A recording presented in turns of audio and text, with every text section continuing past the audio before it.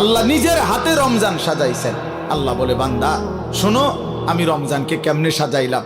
1, পুরা মাস রোজা। 2, প্রতিদিন ইফতার। 3, প্রতিদিন সাহারি। 4, প্রতিদিন 20 রাকাত তারাবি। 5, শেষ দশকে এতেকাফ। 6, শেষ দশকের বেজর রাত্রিতে শবে কদর। এরপরে 7, একটা নফল একটা ফরজের সমান। 8, একটা ফরজ 70টা ফরজের সমান। 9, প্রথম দশক রহমত। 10, মাঝখানের দশক মাগফিরাত। 11, শেষ দশক জাহান্নাম থেকে মুক্তি।